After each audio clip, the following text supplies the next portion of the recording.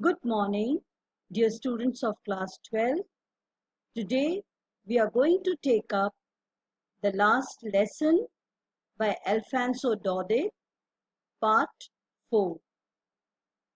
In the previous classes, we discussed in the lesson about the author Alfonso Dode and the setting of this lesson, which is in the days of Franco-Prussian War, when France was defeated by Prussia, led by Denmark. And in this story, the French districts of Alsace and Lorraine, they have passed on to Prussia. And as a result, an order has come from Berlin that instead of French language, German language would be taught in the school of Alsace and Lorraine.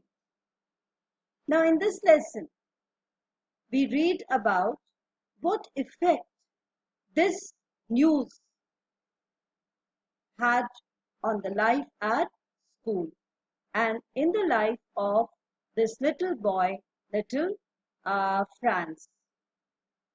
I started for the school very late that morning. So Franz was late for school and he dreaded the scolding of the teacher, M. Hamel, who was going to ask questions on participles. So he thought of other options like bunking school. But then he tried to overcome that temptations and decided to attend school instead. That shows his strength of character. Now, on the way, he came across the bulletin board, which used to display news, and in the last 2 years, all bad news was displayed on the bulletin board. He thought of waiting, but then he decided to rush for school. He was on the way, he was checked by the blacksmith watcher who said, "You should not be going so fast as there is plenty of time." When little Franz reached school, he was almost out of breath.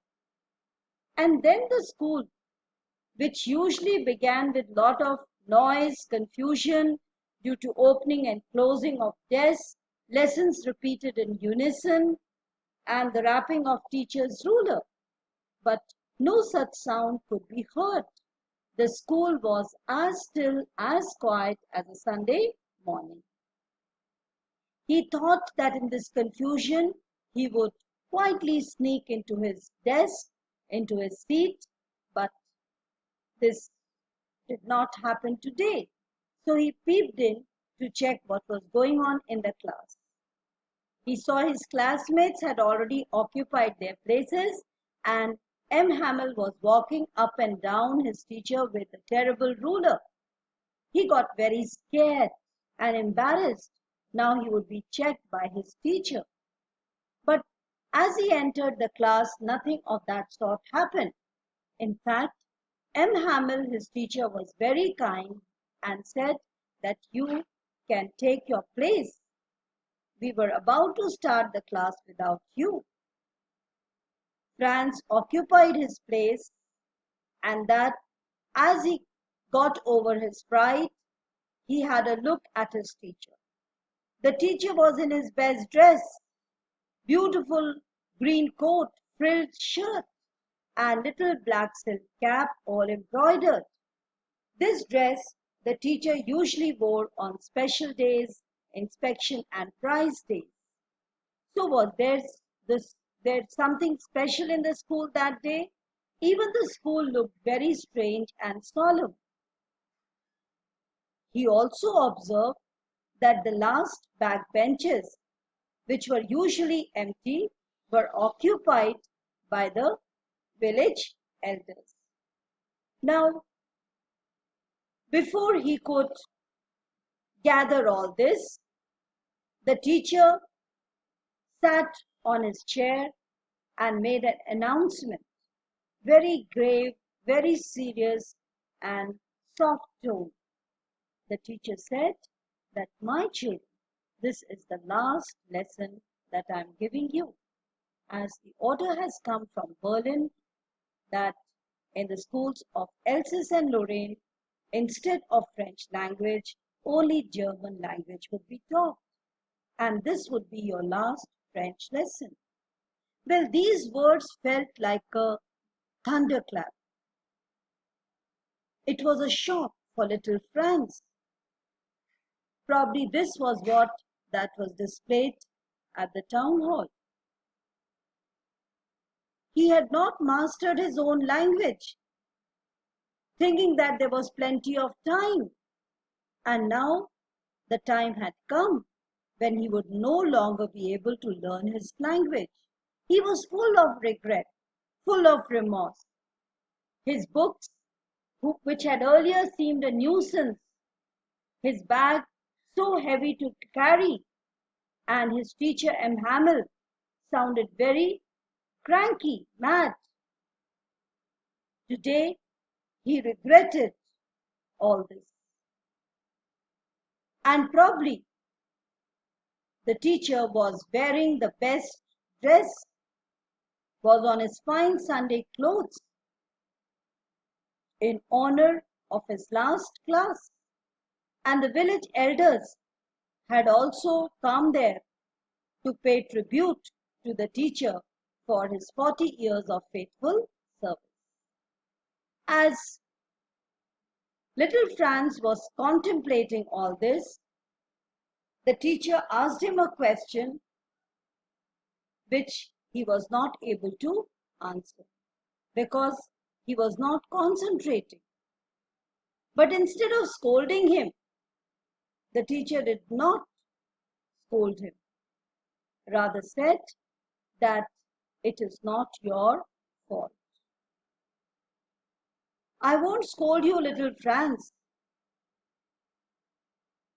He said that all the students felt that there is plenty of time, and so they postponed their learning for the other day.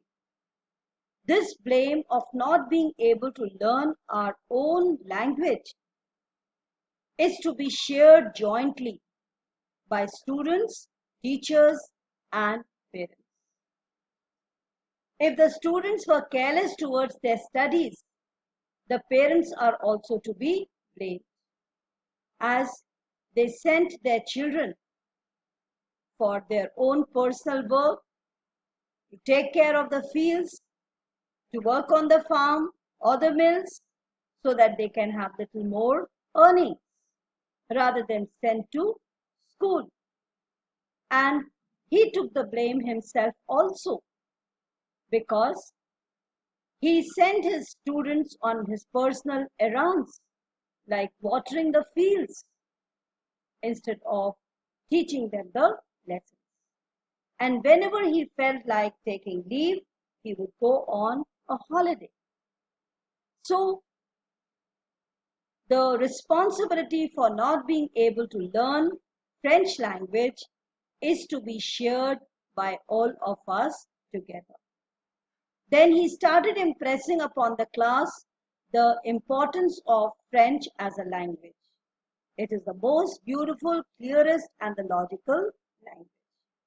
And more so ever, because it is their national language, we must guard it, we must protect it. Because when people are under a foreign rule, as long as they try to stick fast to their own language, it is key to their freedom, because it helps them in uniting and fighting against the foreign rulers. Then he started taking the class, and that day, because the students were willing to learn and the teacher was giving his best, all the lessons, all the difficult rules of grammar were very easy. After this, the teacher took up recitation, and other skills of language learning. The teacher had made special efforts that day to take up the writing class, provided the students with new copies on which was written in beautiful round hand France Alsace, France Alsace. And as the students opened it, it set a very patriotic and nationalistic tone, sentiment all across the class. It looked like little flags that were waving. And everyone was completely concentrated on writing. Even the coming of beetles did not disturb them. And on the roof, pigeons were cooing low, which made Franz think, is the German rule going to be so strict, so tyrannical, that it is going to force even the free birds, pigeons, to coo in German language? Or in other words, one can force a person physically, but cannot rule a person's free spirit, cannot have a control on person's expressions and sentiments. Whenever I looked up from, now let us continue further. Whenever I looked up from writing, I saw M. Hamel sitting motionless in his chair and gazing first at one thing, then at another, as if he wanted to fix in his mind just how everything looked in that little room. Fancy! For 40 years he had been there in the same place, with his garden outside the window and his class in front of him. Just like that, only the desks and benches had been worn smooth. The walnut trees in the garden were taller. The hop vine that he had planted himself twined about the windows to the roof. How it must have broken his heart to leave it all, poor man, to hear his sister moving about in the room above, packing their trunks, for they must leave the country next day. So Franz was observing his teacher, who looked very thoughtful. Probably he was looking at the plants that he had nurtured, and during these 40 years they have grown up. And then the sound of furniture being moved could be heard. Probably his sister was packing up. But he had the courage to hear every lesson to the very last.